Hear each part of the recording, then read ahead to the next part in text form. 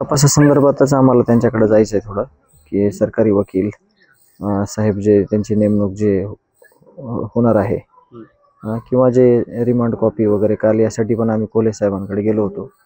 तर त्या संदर्भात त्यांना थोडं म्हणजे चर्चा करायची आणि मग पुढील जे काही आमचं काम आहे ते आम्हाला बघायचं. सरकारी वकील म्हणून उज्ज्वल निकम यांची नियुक्ती करण्याबाबतची सुद्धा मागणी ही धसांनी केलेली होती. त्या विषयावर काही चर्चा होणार? हां, त्याच विषयावर की प्रोसेस कुठपर्यंत आली आहे, कारण आता वकील साहेबांची आवश्यकता आहे आणि त्यासाठीच आम्ही चर्चा करण्यासाठी धस साहेबांकडे जात आहोत. अशी मागणी करताय का तुम्ही की आता उज्ज्वल निकम यांची नियुक्ती करण्यात येते? आता तिथं आम्ही चर्चा केल्यानंतरच ही गोष्ट आपल्याला कळेल की काय अडचण आहे का, किंवा प्रोसेसमध्ये कुठपर्यंत काय कुणी म्हणजे मुख्यमंत्री साहेब काय बोलले त्यावर, त्याच्यानंतरच आपल्याला मग लक्षात येईल.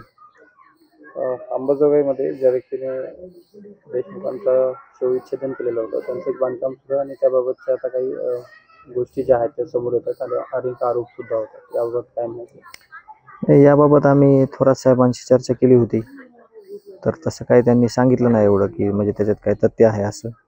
आमच्या कानावर पण आली ती, पण आम्ही या न्यायाच्या म्हणजे भूमिकेत आहोत, आम्ही आमच्या कामात आहोत, त्याच्यामुळे त्या गोष्टीवर जास्त लक्ष आम्ही पण दिलं नाही.